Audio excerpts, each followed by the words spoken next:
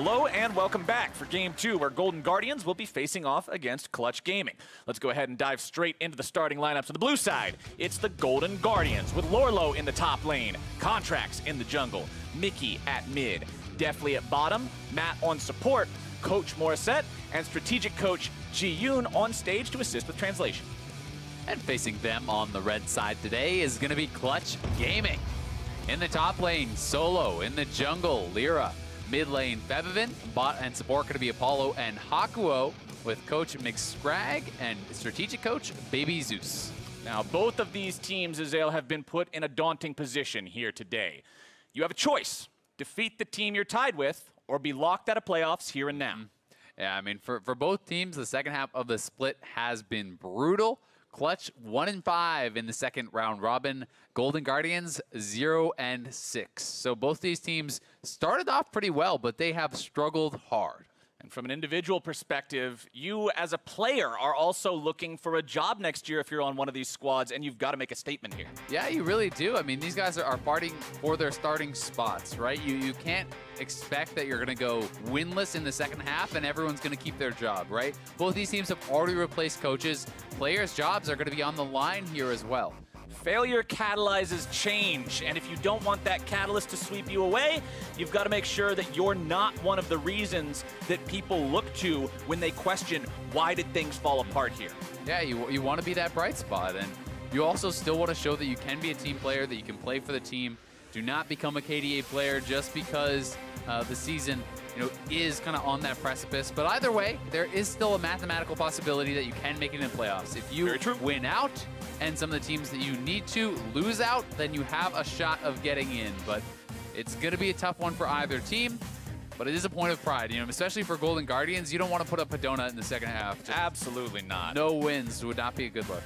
We'll see if they can find the win here today against Clutch. Taking a look at the bans, it's Tom Kench, Gangplank, and that newly reworked Akali banned out by the Golden Guardians. Clutch Gaming will remove Aatrox and Zoe from the pool with one ban still left to go, and they'll put that one into Kindred.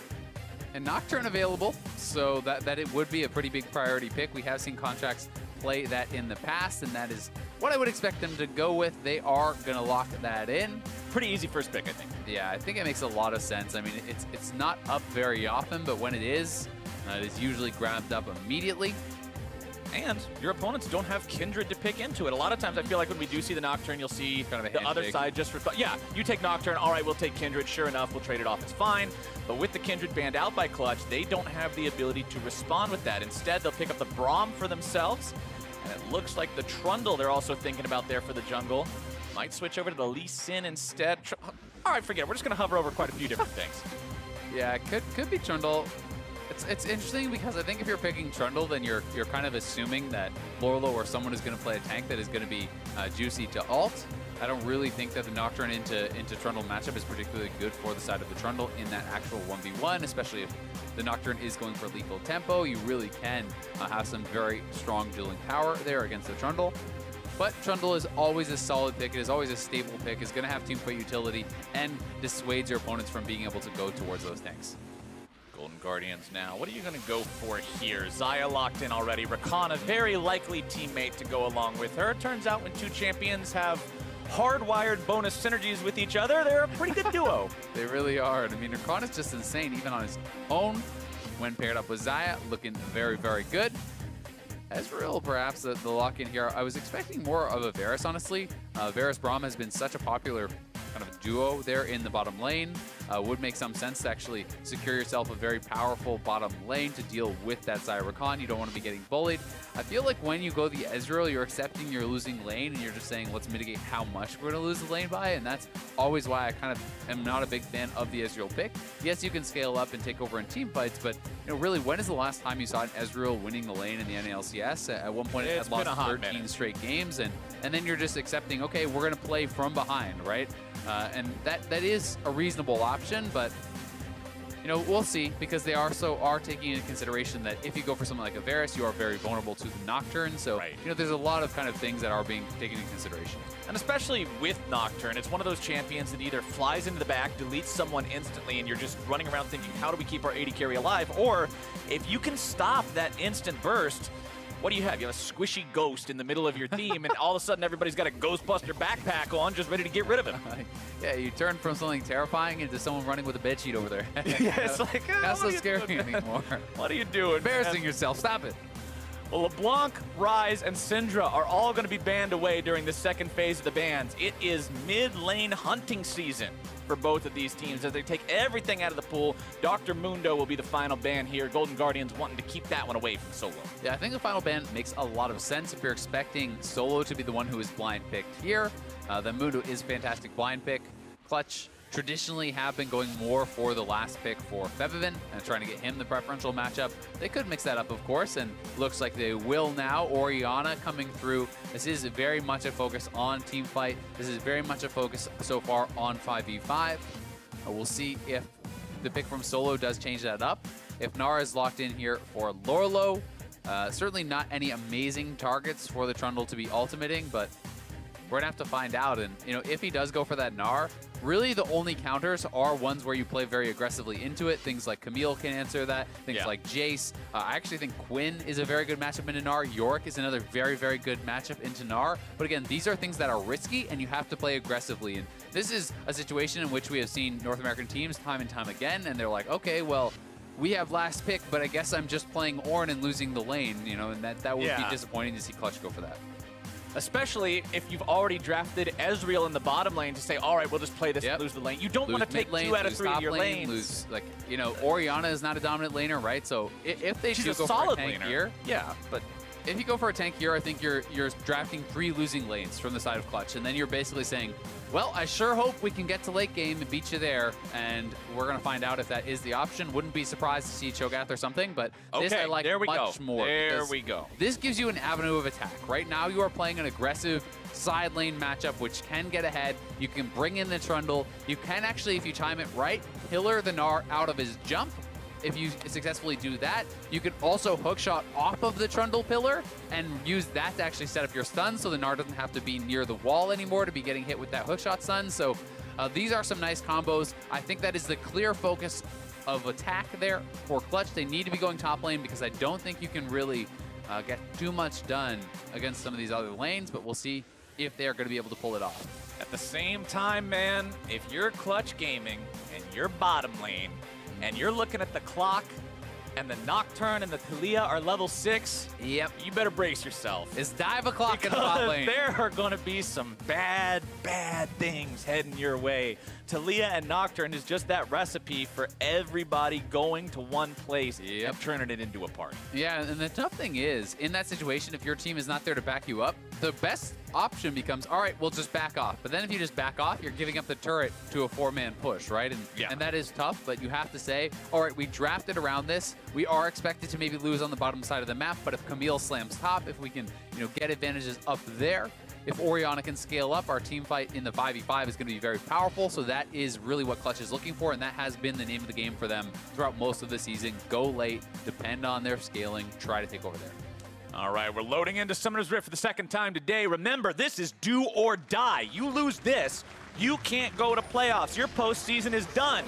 And Golden Guardians say, hey, if it's all about making an impact in the big games, making it count, why not rock 4 out of 5 of the Samsung Galaxy skins from last year's World Champs? All they're missing is the jungler, but Contracts honestly came about as close as he could with the color synergy. He's got the spooky Nocturne. And they stole the Ezreal. That was the Ezreal jungle. Ah! Clutch Gaming stopping the full 5. Oh, he doesn't have the Samsung. He could. That would have been funny. It would have been the traitor in the there. betrayer. Exactly. Yeah.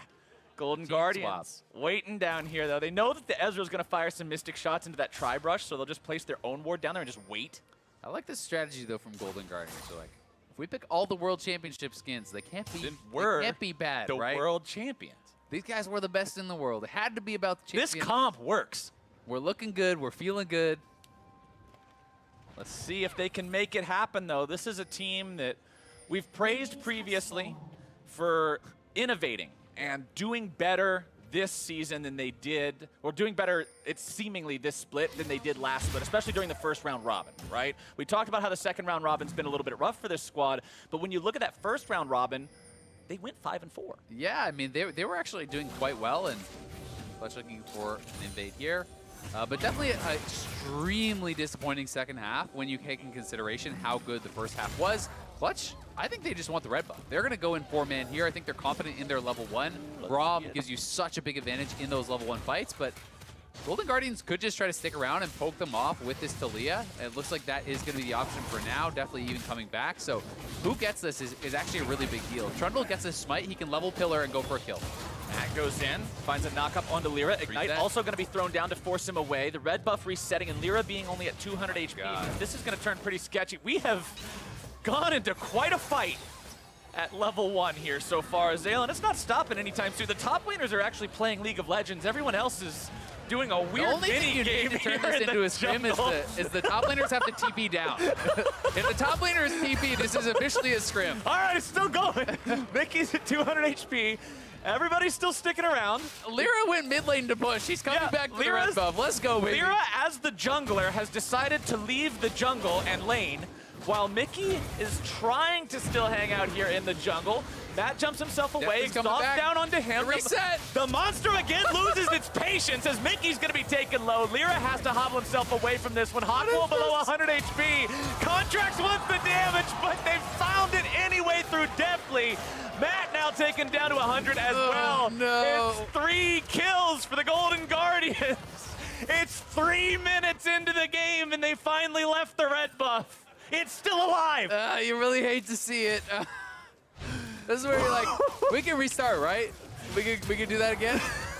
Redo? Anyone? Remake. Yeah, definitely gonna get first blood. Gonna get another kill here as well. Flashes forward. 1 kill. He's gonna take down Lyra as well. Apollo also going down. I mean, this is about as bad as it gets, Flower. 1 2 Golden Guardian. Solo's just up in the top side. He's like, guys, you okay down there? What's happening? What is going? This is where, as the top laner, you throw some question mark pings down into the enemy jungle and just go back to laning and hope for the best. Guys, I'm winning lane. What's happening? All right, well, top lane is pretty fine. Top lane is super neutral compared to everything else that we've seen so far in this game, just 3 minutes in. Yeah, I mean, you love the buys here in the bottom lane. Apollo's like, all right, I'm gonna get a mana crystal. It definitely has 2 long swords, so that's feeling nice. A mana crystal and a Dorian shield, which is 0 damage put together. I think I've got the math right on that one. True. Versus the Xayah for Deftly. Dorian's blade gives 8. The long swords each give 10. That's a lot of damage. Yeah, he's going to be hitting pretty hard with those feathers. Mickey in the mid lane, though. Going to get himself away from this pillar. Does still have a flash available. Doesn't even need to use it, though. Will take a little bit of extra damage from the ball there at the end, but he's just fine. All right, so everything calming down a little bit. We can kind of take stock of the situation. I would hope so. It is just still, 500-600 gold lead, so it's not as extreme as you may have expected coming out of that.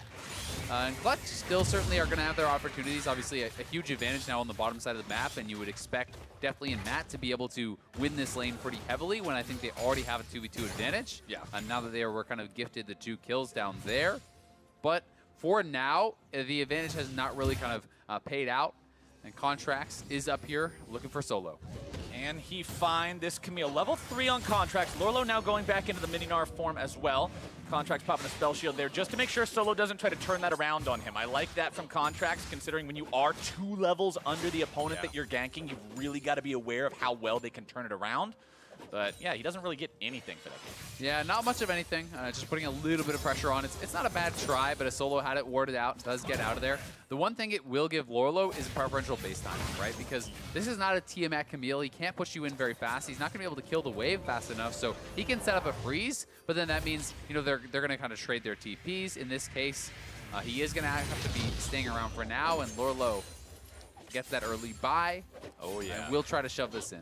The Ninja Tabby, the classic response to being able to kite that opponent around, make it so that the Camille can't land those stuns on top of you, be able to chase you down very effectively. Yeah. It'll make it so Lorlo can continue just farming up, poking and harassing in this lane. Yeah, and it's going to be really good against Lyra too, right? If Trundle shows up, a lot of his damage in that early game is physical, a lot of it is auto-attack based, so going to be effective there. And since Solo hasn't been able to go back to base yet, has no items, there's not really any point of Lyra trying to gank that. They're not going to have the damage to actually burst down, full HP, Ninja Tabby Gnar this early on in the game.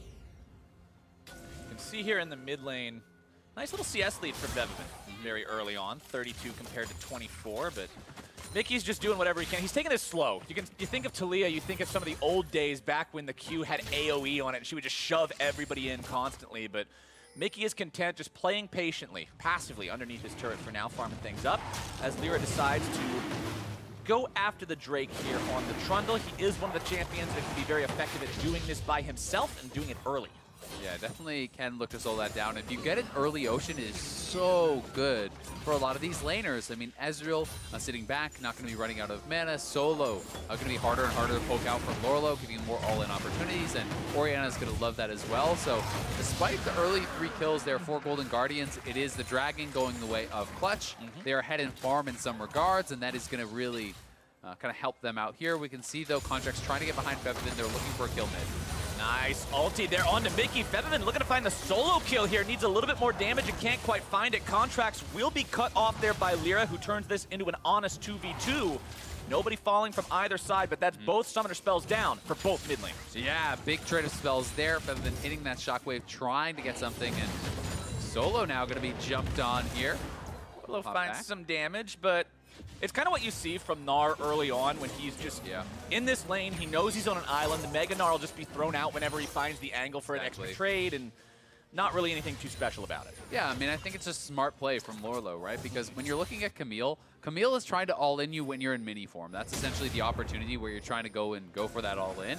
But if you keep Camille low, if you get those good Mega Gnars out, then she can't actually look for the all-in. She can't look for that fight, even when Mega does expire there. So smart stuff from Lorlo. We'll see how he is able to handle that lane going forward. But Solo, so far, is up a couple farm and scaling up fairly well. And the game is honestly normalized quite a bit and is fairly even.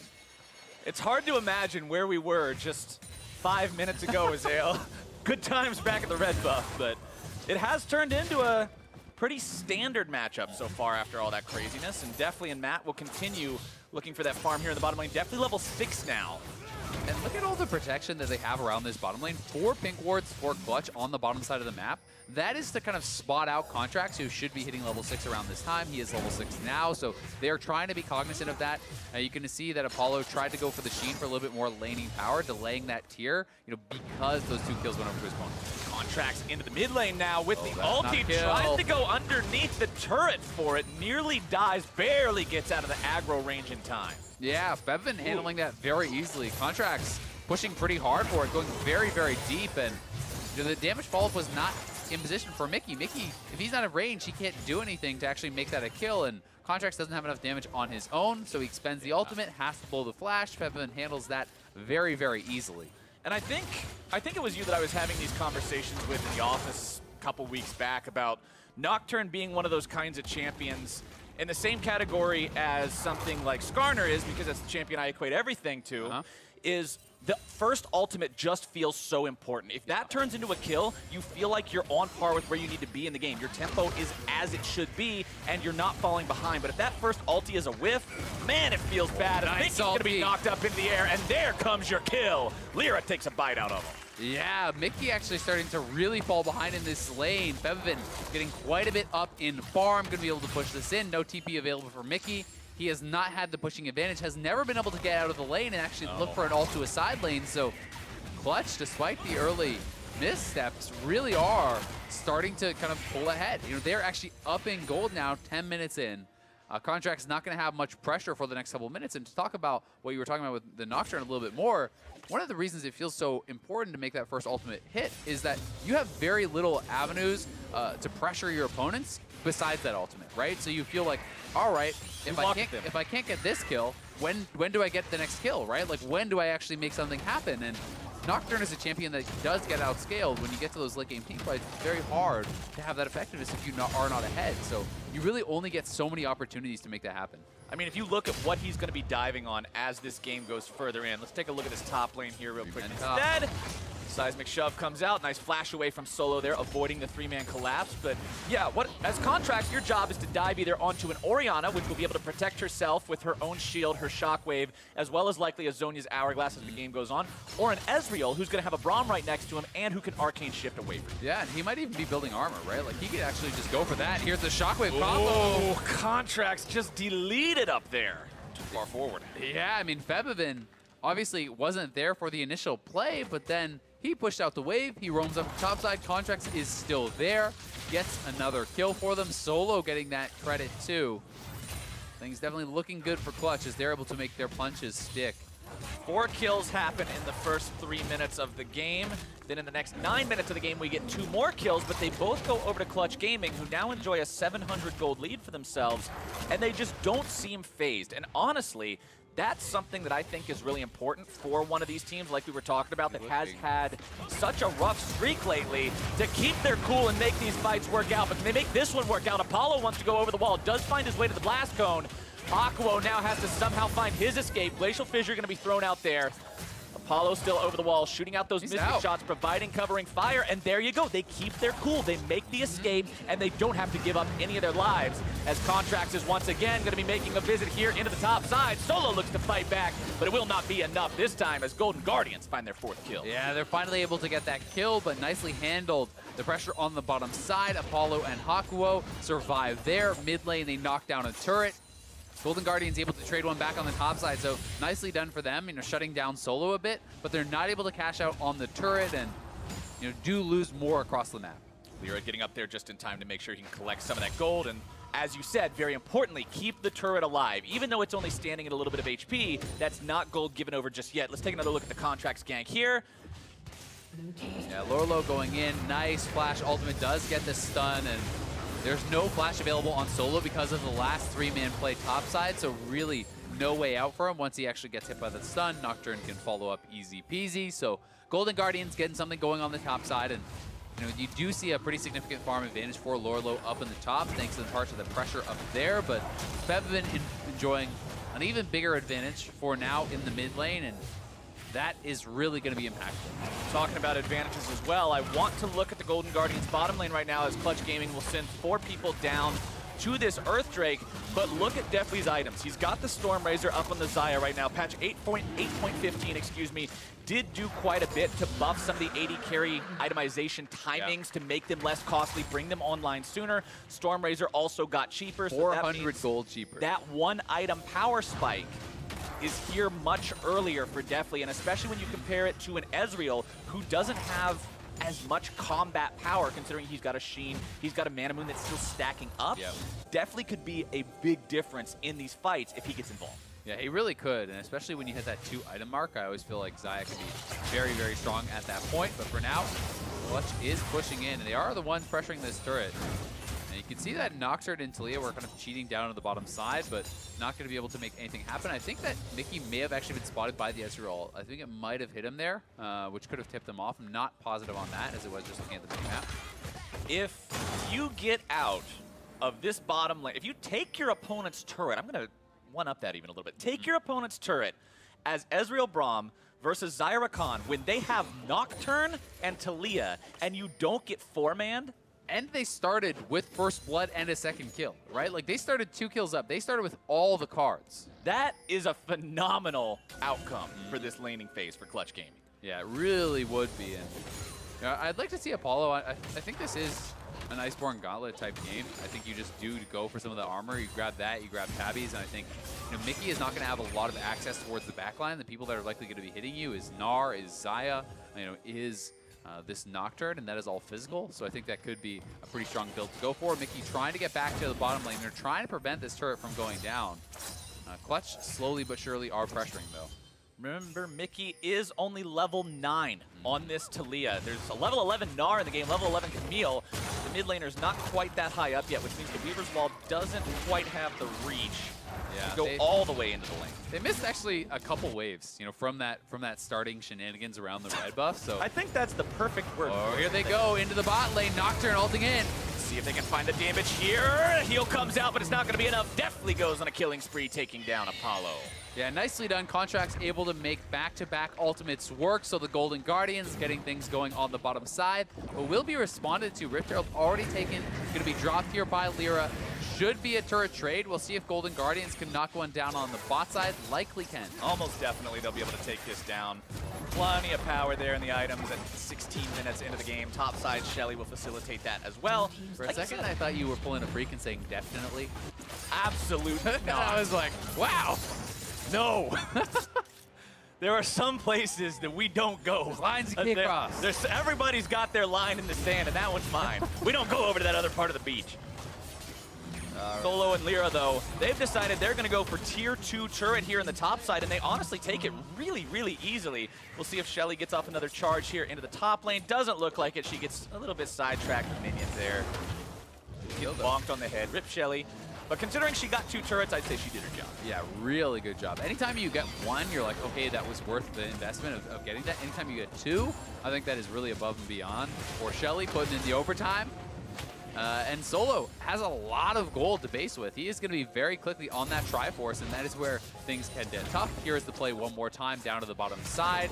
Really nice engage there from Matt, catching both. And you know, the shift had to be used basically before the Nocturne ult came through, which means there's no kind of way out there for Apollo, but he does have the Iceborne down. We'll see if he goes towards Tabbies. They did knock down the turret in the eventual 2v2, so still I would say Clutch has been successful on the bottom side of the map. When you take in consideration the draft, when you take in consideration 2 kills that definitely started with, Apollo and Hakuo I think can be pretty happy with how it all turned out.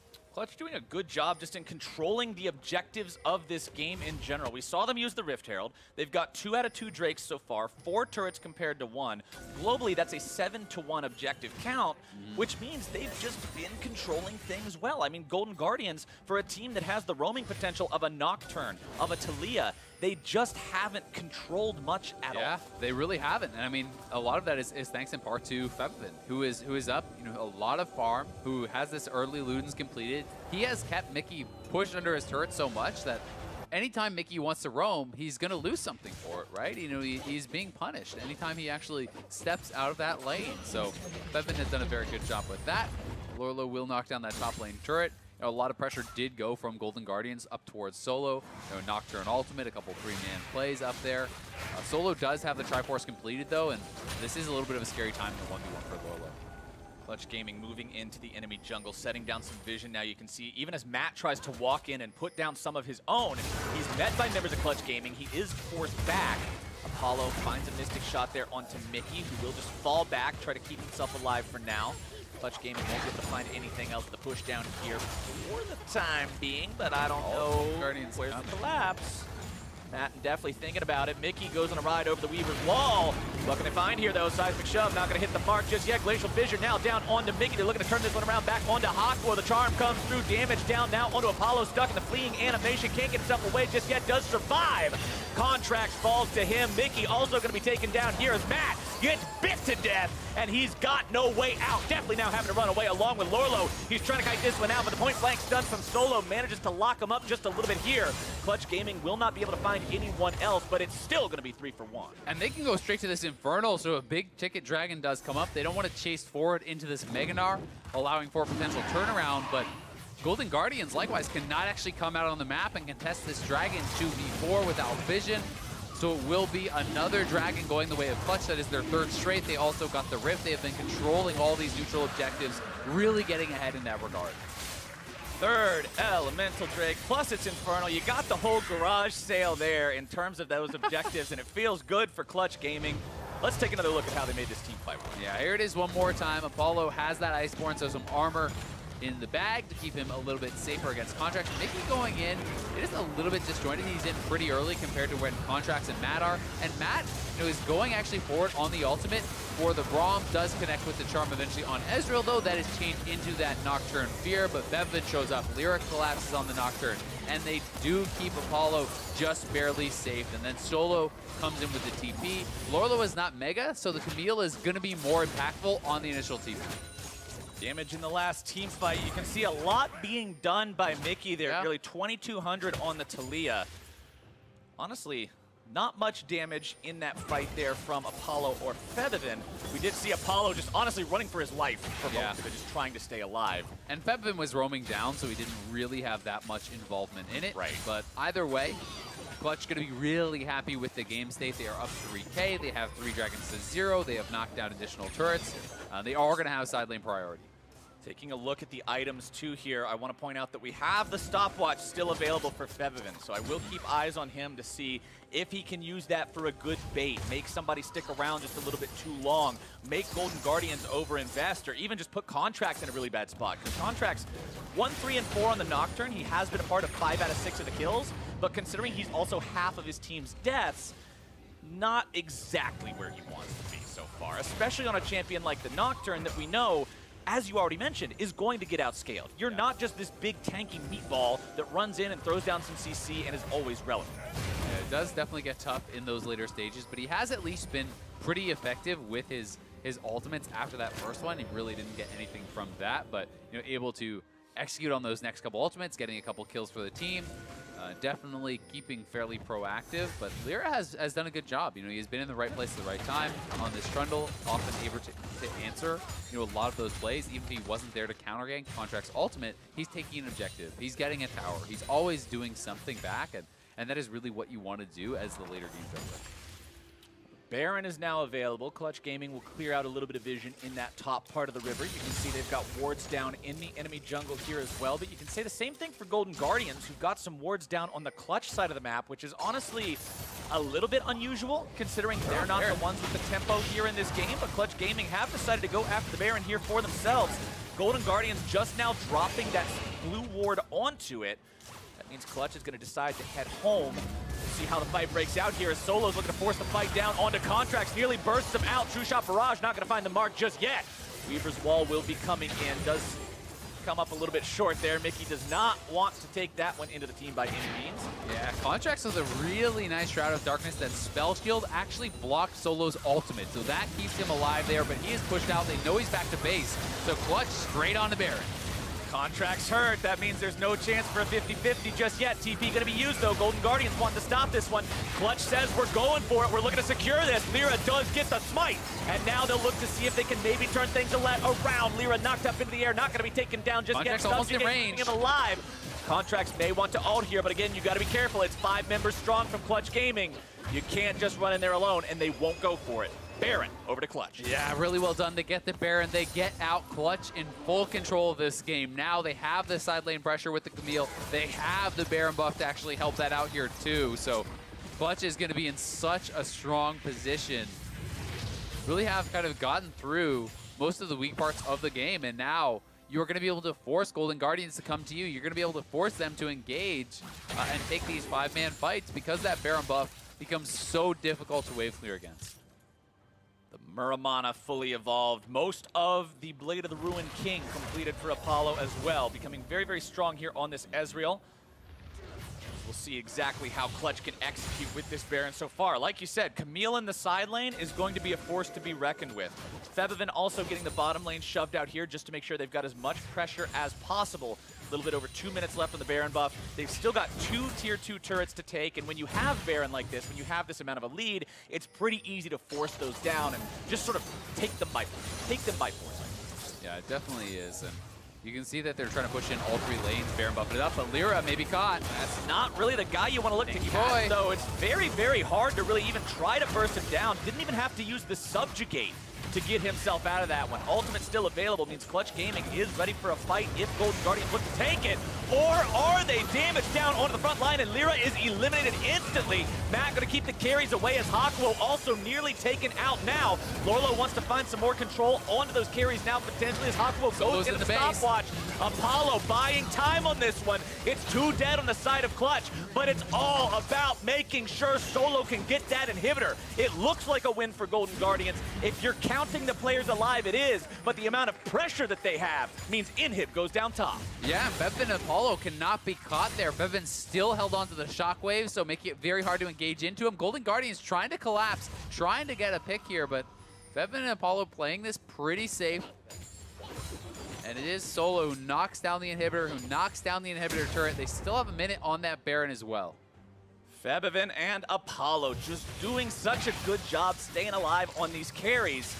As we'll see if they can get this next Drake for themselves free and clear. It shouldn't be any sort of an issue. Solo will just continue being annoying there in the mid lane, standing close enough to power up those minions until rotating over to make sure he facilitates his team also getting this Drake. And If this game goes long enough, this could be a 5 elemental Drake game for Clutch Gaming as we take another look at how Lyra got caught here.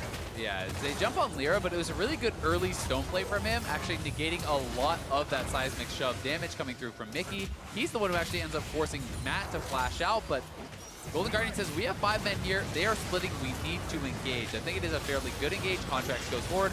Matt actually ends up charming up all 4 members in the eventual play, so really good recon play from him. But it's Apollo and Fevvin just kiting backwards. Good ball placement here from Fevvin. That Iceborne from Apollo slowing them up, allowing him to kite this out, playing it slowly, made it too hard for Golden Guardians to actually collapse and finish off those last members. Means Solo gets the inhibitor top. And the chain CC there onto Lyra was so effectively done, he never got to use Subjugate. He died with the ultimate still available, likely thinking, okay, I'll pop it on whoever I need to make sure we burst them down, but unfortunately for him, it was not done fast enough. Clutch Gaming still enjoying that 5,000 gold lead, clearing vision through the enemy jungle, pushing up once more. This team fighting so desperately to stay alive. Remember what's on the line here. Whichever team loses this, your playoff aspirations end here. Solo will continue pushing up onto the tier 2, takes that one pretty effortlessly. And there you go, all the tier 2s now down, Azael. The next objective for Clutch is that base of Golden Guardians. And you have to remember, for Golden Guardians, they would then be 0-7 in the second half. Only 2 games remaining to pick up a final win here. And Clutch is tied with them for last place. This is supposed to be, one of those games that is winnable. And Golden Guardians were given 3 kills to start the game. They had the advantages at the outstart, but it's been Clutch through a lot of, I think, superior laning that has really gained edges for themselves where you wouldn't have expected it. You don't expect a Braum Ezreal to be beating a Xayah Rakan who starts with 2 kills. You don't expect Fevvin to be so far ahead in the farm in that 1v1.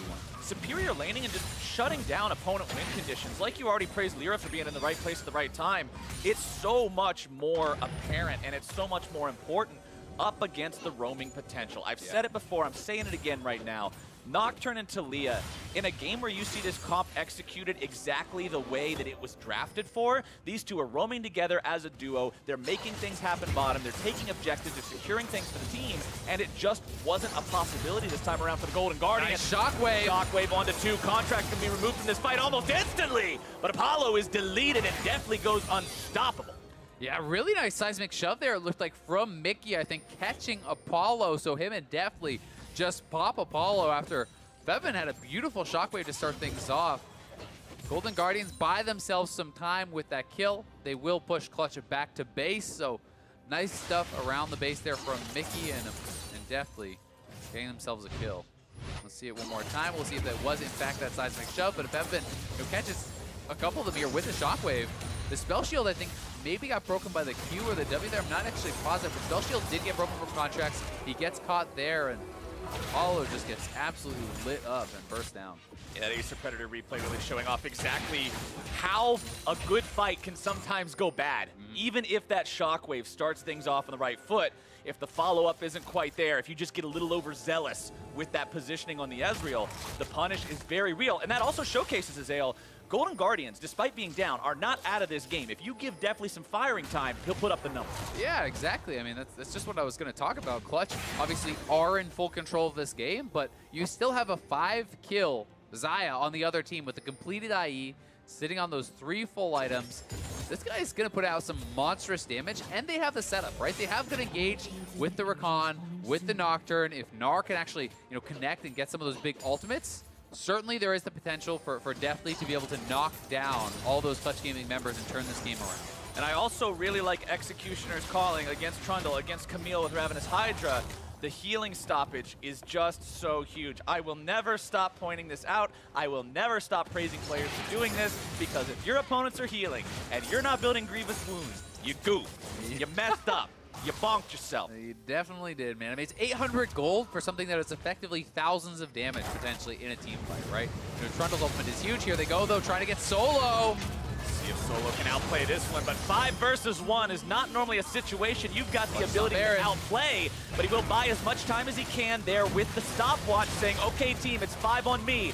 Go for the Baron if you can. TP gonna be used here. They want to come into the pit. They want to stop this one. Nice job from Hakuo, stopping Mickey early from the wall. Red team's able to find the Baron. And they get out. Trying to get himself away now. Clutch Gaming have to try to get out with this one. Contract with a good spell shield to block up the shockwave. Apollo having to get himself out now too. Blade of the Ruined King buying the extra time, getting him the extra speed. Featherman gets himself out of the way of the fear tether. Hakuo's the sacrificial lamb for that one, but it's still going to be a one-for-one trade. Apollo looking to stay alive. Lolo's still trying to chase him down, able to find the wallop. But Lyra will find the kill onto him. Will be picked up now by the Guardian Angel, as Golden Guardians will look for yet another kill here. Stoneplate going to be used. Lyra trying to buy even more time. Pillar thrown out, keeping himself away here. Matt tanks up the turret. They can't go any further. It's Baron over to Clutch Gaming, but they lose 3-4. Yeah, and the full play, they kill off Solo. It is 3-for-1. They get the Baron. This is your Acer Predator replay. Clutch Gaming decide to make the call to commit to the play. They know that the jungler is not going to be there in time. They get the smite from Lyra, a really good smite from him, and they are able to finish it off. But again, the fights break out on the top side. This time it's Golden Guardians who may have overstayed their welcome. A nice uppercut kick from Solo makes sure that Lorlo's not getting himself out of this one. And Matt will shortly join him, a double kill for the top lane. Yeah, nicely done there. Solo is getting so strong on this Camille. 3 items already completed. He is well on his way to having that GA there as well. So that is looking good for them. The 5th dragon that you had spoken about earlier is on the map, but I think with 2 members down, they just want to pressure the base. They have the Baron buff still. They are looking to knock down at least 2 inhibitors here. Siege up mid, have Camille on that open inhib top, and I think Clutch has a really good shot. Gonna put last nails in the coffin. They're still far enough ahead that you can always take the Drake in the open ground afterwards. When you don't have this man advantage, these 15 seconds are so important to take that double inhib, which they'll do now just ever so effortlessly. Golden Guardians can do nothing but stand and wait for those objectives to fall, and now Clutch Gaming heads out. Now there's nothing else to do. All right, we'll pick up the Lizard on our way out. Yep, they're gonna get that 5th dragon. Here it is one more time. Up on the top side, Matt and Lorlo, really slow bases. They wanted to try to push that up all the way, but Solo TPs in. He has the home guards. Gonna be able to find himself a couple of easy kills here. Nicely done from him. Greed is a deadly sin, Azael. Golden Guardians learned that one the hard way. Of which we are both guilty. I've seen us both play League of Legends. We have both definitely greeted out for it before. No one is innocent here. But bottom lane, we'll see if Clutch Gaming can now secure themselves the final inhibitor. It is such a difficult position to defend from for Golden Guardians. Golden Guardians looking for the engage from the bush, though. They need something to work. They did back off as we get vision of that, but it has to be a great engage. They cannot sit back. If you sit back, the super minions will crush you out. You have no time. You will lose the 3rd inhibitor. The game will end. Their only chance is hard engage on one side or the other immediately and try to stop Clutch from getting this triple inhib. The minions themselves are just going to destroy the turret, and now Clutch can force the fight without that extra structure, without that extra damage. The inhibitor itself under fire. If Golden Guardians let this one go, it's going to be so hard to come back now. Featherman going to be jumped on. Contract is going to find the damage. Matt with a big charm onto multiple people as Lyra goes into the front line. Look at the zone. The Guardians away. The root comes through. The feathers fly out. Definitely's keeping himself alive for now. Still has ulti ready to go. Tries to run down Apollo, but can't quite find just enough damage. Solo wants to go in, and he's found the killing spree onto Matt, as Contracts will be number 2. Lyra grabs that kill, and there's 2 dead on the side of the Golden Guardians, 5 alive for Clutch Gaming. Golden Guardians will do everything they can to hold these Nexus turrets, but it's not going to be enough. Clutch Gaming will cut them down. Solo goes into Resurrection. Guardian Angel doing its job on that one. Clutch continues looking for the push, continues looking for the win. The turrets are out of the way. The Nexus is taken low, and Clutch Gaming find the win. And they're going to keep their playoff hopes alive. Flowers, they're moving one step closer to that potential playoff berth. They are still going to need some help from some friends or some enemies, however you want to look at it, but they are still alive. And with that, Golden Guardians are now knocked out of playoffs. Clutch, you have to give them a lot of credit from that game. The level 1 was insane. They gave up 3 kills, 2 of them including the first blood, onto the Xayah Rakan lane on that marksman. You would expect the game to fall apart from there, but they played so damn well. They were stable, they were strong, their laning really carried them through a lot of this game. And you're talking about bottom lane too, but it was that top lane, the lane that we were so happy to see them draft, the aggressive lane, the counterpick with the Camille being able to play aggressively. That was the lane that lost its tier 2 turret first. Solo seemed like he was constantly in charge of that side lane situation. Yeah. And then when both those side lanes win, well, Featherman can't just allow them to have all the fun. He has to go up 30 CS in the mid lane, nearly solo kill Mickey, and just completely shut down Talia's roam potential. Clutch showed that on an individual level, they could outplay Golden Guardians this game, and they deserved the win for that alone. Yeah, really the case. And I also do think that they deserve some credit from that draft. You know, we've talked so much about counter picks. It's been such a big focus over these last couple weeks, and they were able to go for the Camille, not just kind of handshaking into a losing matchup in the Gnar. I think if you do grab a tank there and you're losing on the top side of the map, then the game looks very different. But Solo always had pressure on the map. When the 4-man squad was getting engaged on the bot side, he gets the inhibitor. He's always kind of creating that pressure, and you know, you always have that side lane threat. So definitely a lot of credit deserved by Clutch for this game. And we're giving Clutch a lot of praise. We're saying, man, Clutch had everything together, but there was one big point in the game, Azil. There was one point where Clutch didn't quite have things together. Let's take it back to level 1. Yeah, and I mean, there's a lot to kind of unpack here. This was like a 3-minute fight at level 1 where, you know, Lyra is even in mid at this point. This is like a minute into the fight. This has already been going on for a while. Lyra walks over to mid, pushes that wave in a bit, then he's coming back down. And Clutch, you know, had been kind of getting poked out, had been getting the lower end of the HP. You can see that definitely had actually gone back to lane. He now returns back to this fight, and Lyra flashing forward does not have enough damage to go for the kill. And definitely flanking on the level 1 Xayah, flashes in, gets Hakuo, gets Lyra. They do trade back 1 kill, but it is 3 for 1. It is 2 kills, including the first blood on the Xayah. And in most games, you would look at that and you would say, all right, that's the game, right? Did you go next? If that's a scrim, I think they actually just say, okay, remake, right? You know, Golden Guardians won because they started 3-1. It looked so bad. 2 kills on a winning bottom lane. Didn't pan out at all. There's just, I think the thing that defined that level 1 so much for me is the fact that the jungler of all people said, this is stupid, I'm going to a lane. But then he came back. And then he was like, wait, they're still doing it. Solidarity. Go back. It's like, don't worry, boys, I'm here with you. It was a crazy level 1. Yeah. It was a win that Clutch had to find, and they found it. We're stepping away for now, but when we return, TSM load onto the Rift versus 100 Thieves. You won't want to miss this one. Don't y'all go anywhere. Sam, you're using Samsung skin, right? All right, we got 4 of them. All right, let's make good Can't use of our lose. We have windows. Samsung. Contracts wants the damage, but they found it anyway through Deathly. Matt now taken down to 100 as well. No. It's 3 kills for the Golden Guardians.